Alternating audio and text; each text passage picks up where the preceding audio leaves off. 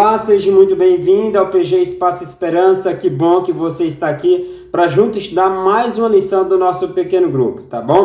Ficamos muito felizes com a sua presença e nesse dia ali, véspera do Dia dos Pais, chegamos aí o Dia dos Pais. Eu quero desejar um feliz Dia dos Pais para todos os pais que nos assistem, todos os pais que nos acompanham. Que Deus o abençoe cada dia e que lhe dê a sabedoria e inteligência necessária para educar e ensinar seus filhos no caminho do Senhor. E você tenha a grata alegria, ao chegar no céu, poder apresentar seus filhos para o Senhor Jesus Cristo. Diz, aqui está os filhos que o Senhor me confiaste, né? Esse é o meu desejo, esse é o desejo aqui do pequeno grupo Espaço Esperança. Hoje nós daremos a lição de número 7, que tem como título Antioquia, uma igreja missionária. E nosso texto está em Atos capítulo 11, verso 26. E antes de lermos esse verso, vamos fazer aquela breve oração? Querido e amado Deus, muito obrigado, Senhor, pelo privilégio que temos de estudar a Tua Palavra. Que Seu Santo Espírito fale no nosso coração e que possamos compreender as Tuas verdades para a nossa vida hoje e que possamos buscar viver cada dia essas verdades e possamos cada dia ensinar outros a Te buscar, a Te conhecer, a ter um relacionamento com o Senhor e assim Te aceitar como Senhor e Salvador de sua vida. Essas bênçãos nós pedimos Te agradecendo na pessoa de Cristo Jesus. Amém. Abre aí a sua Bíblia no livro de Atos, capítulo 11, verso 26. Eu já abri a minha aqui, você pode abrir a sua. E vamos aqui, o verso 26. Aqui, ó. Diz o seguinte, começa assim. E quando o encontrou, levou para Antioquia. E durante um ano inteiro, se reuniram naquela igreja. E ensinaram numerosas multidão. E Antioquia, os discípulos foram pela primeira vez chamados de cristão. Se você ver na sua lição, né, o seu pequeno grupo só está escrito aí a parte final do verso que diz: em Antioquia, os discípulos foram pela primeira vez chamados de cristão. Ali no decorrer do estudo, a gente vai analisar melhor essa parte. E aqui na parte do quebra-gelo tem uma pergunta, né? Aliás, tem uma solicitação só. Solicite que os participantes falem sobre a cicatriz que marcará a sua vida. Você existe alguma cicatriz, né, que marcou a sua vida? Por exemplo, eu tenho aqui na perna uma marca, né, da vez que eu fui furado. Eu brincando quando criança, me furei com a faca. E aí hoje ainda eu tenho essa cicatriz na minha perna. E a outra pergunta, e a continuação de quais são as marcas que identificam a família, fazendo com que as pessoas sejam parecidas. Por exemplo, assim, eu particularmente, eu sou muito parecido com meu pai. É tão tal que quando alguém me vê, já sabe que eu sou filho dele, pela semelhança que somos, né? Alguns dos meus irmãos também, a gente é muito parecido, assim, baixinho, né? Assim, cabecinha, aquelas coisinhas assim, diferentes. Então a gente é muito parecido, certo?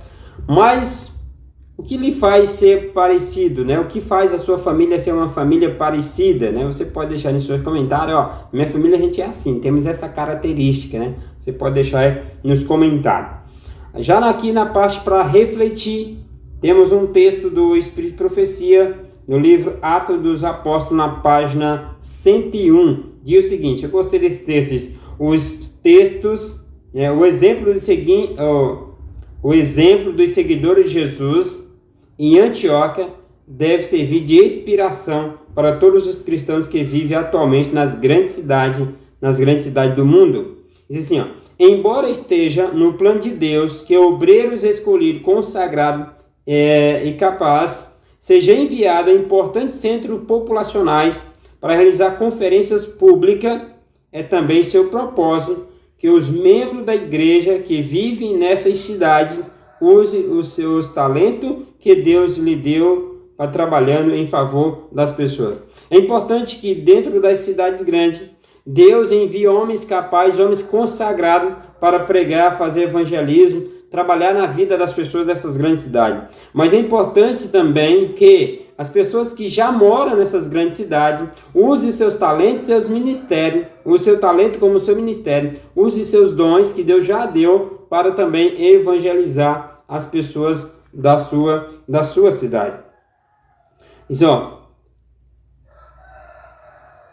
Grandes bênçãos estão preparadas para os que se entregam sem reserva ao chamado de Deus.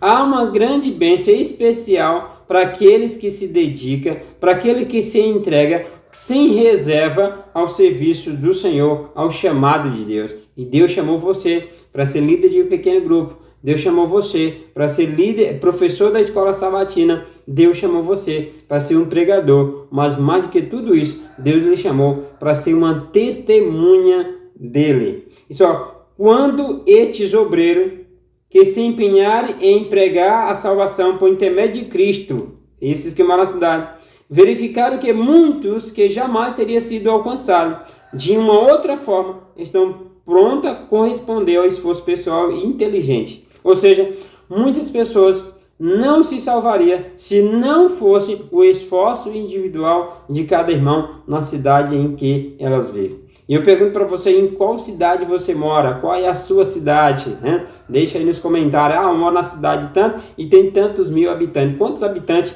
tem a sua cidade? Eu moro na cidade de Estreito e tem ali cerca de 40 mil habitantes esse município. Tá? Aqui, ó.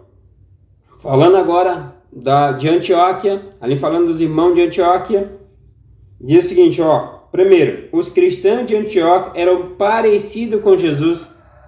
Assim como eu, por exemplo, fisicamente sou parecido com meu pai. E alguns comportamentos meus é parecido com meu pai também. Certo? Logo que tenho característica de minha mãe. Sou muito parecido ali com minha família. Minha família é uma família que se parece muito no comportamento, nas aparências físicas. E aqui, mas os cristãos de Antioquia eram parecidos com Jesus. Eram parecidos com Jesus. E ali, pela primeira vez, os discípulos foram chamados de cristão. As pessoas viam nele o próprio Jesus.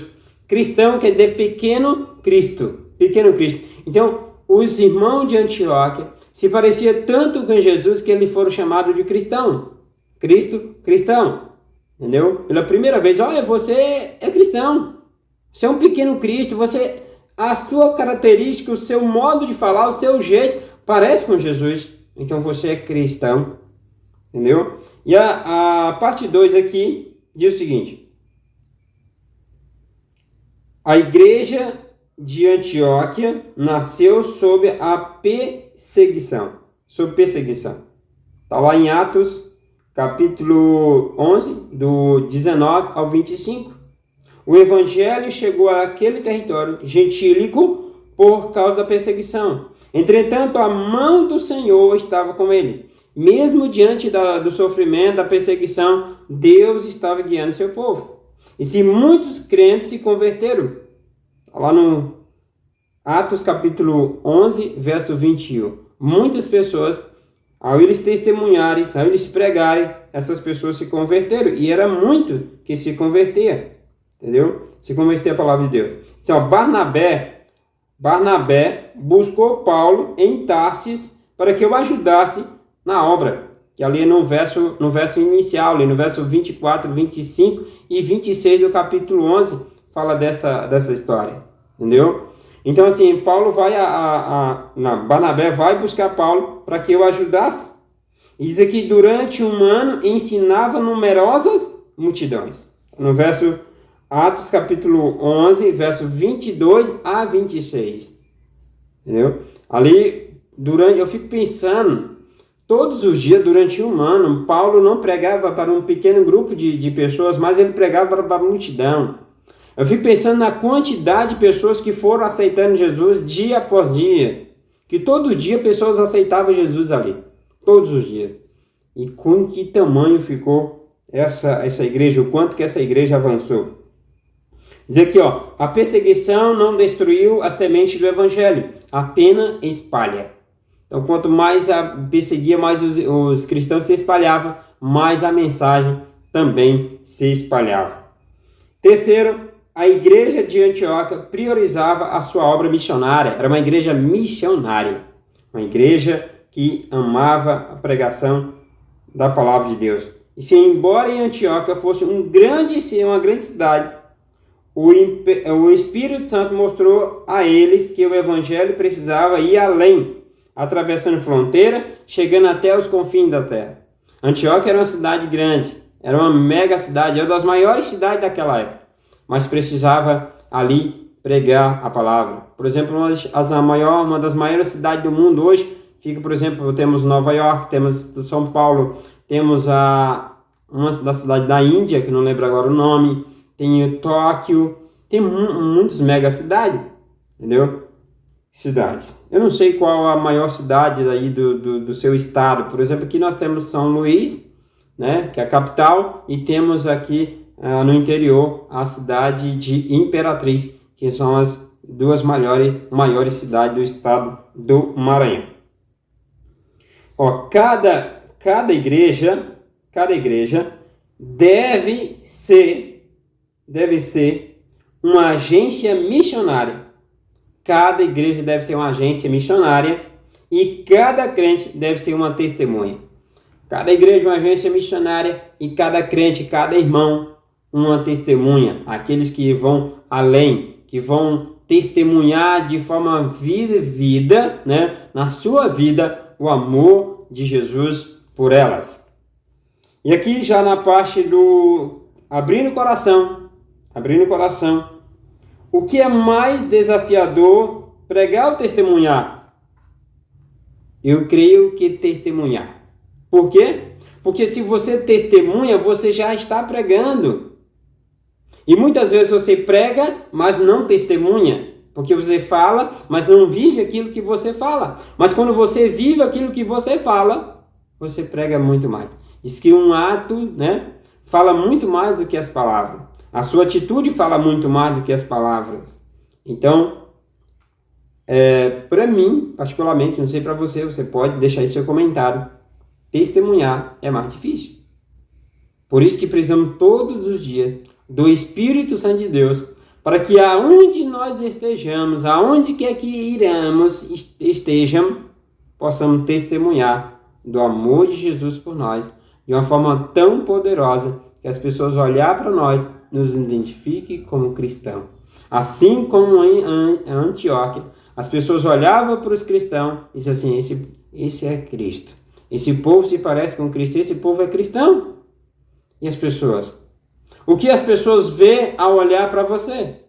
Ele vê Jesus? Ou ele não vê nada? Ou ele vê um outro anjo, né? O inimigo?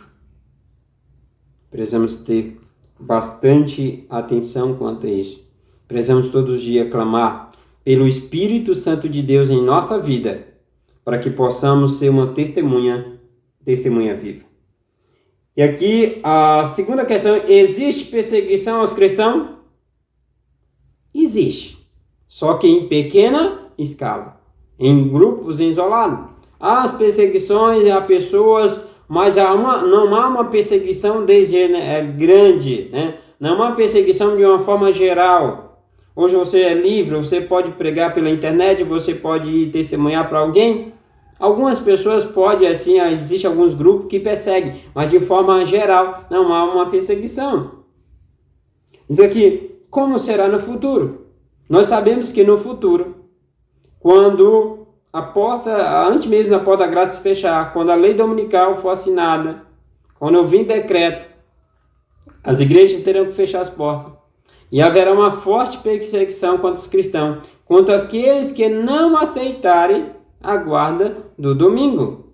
Aqueles que permanecerem firmes na observância dos 10 mandamentos, segundo o Êxodo 20, observando o sábado e tendo a fé em Jesus, eles serão perseguidos, ou seja, nós seremos perseguidos. E aí sim, nós teremos uma perseguição não semelhante à que houve no passado, mas muito mais forte do que a que houve no passado. Por isso que precisamos aproveitar o dia de hoje para fortalecer nossa fé, para aprender de Jesus hoje, porque sabemos o que nos espera no futuro e precisamos estar preparados para esse tempo. Última pergunta: quais são os lugares mais desafiadores para os missionários? Aonde há perseguição. Por exemplo, nós sabemos que alguns países a situação é muito mais difícil, que é proibido falar de Jesus, é proibido pregar, é proibido ser cristão, como ali que a gente chama a janela 1040, onde fica o Iraque, Marrocos, Turquia, aquela região ali, região mais difícil de se pregar. Mas talvez em sua cidade também, existem lugares que são difíceis de você pregar.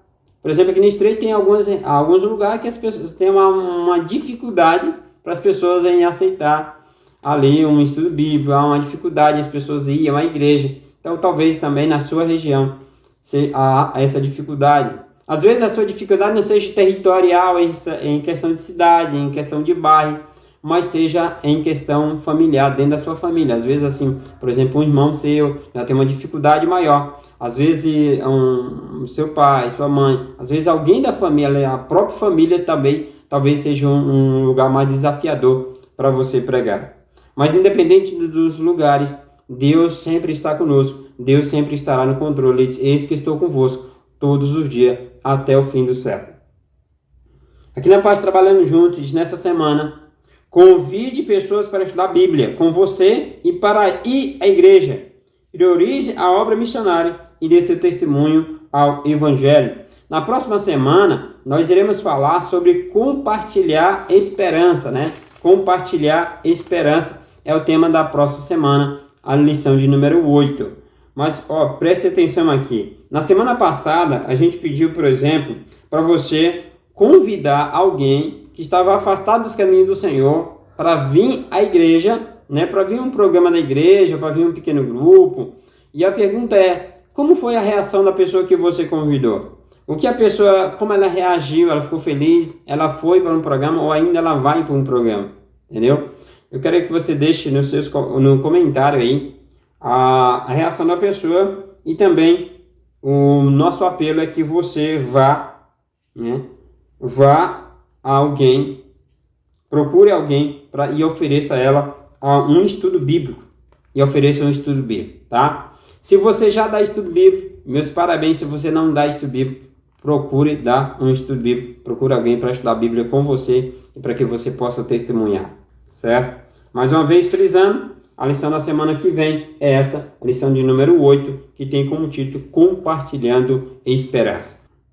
Gostaria de orar por você que está dando estudo bíblico e vamos agora orar, tá bom? Querido amado Deus, muito obrigado pelo esse estudo, muito obrigado pela tua palavra. Que seu Santo Espírito fale no nosso coração e que cada dia possamos estar mais e mais perto do Senhor. Essas bênçãos nós te agradecemos e te pedimos em nome de Jesus Cristo. Amém. Meu desejo é que Deus te abençoe, não só hoje, mas todos os dias da sua vida. Não deixe de compartilhar esse vídeo com outras pessoas. Se você não é inscrito em nosso canal, mas chegou até aqui, assistiu até aqui, eu peço você que se inscreva, deixe o seu joinha e vamos que vamos na pregação do Evangelho. Que Deus te abençoe, não só hoje, mas sempre. Tchau, tchau. Até o próximo programa.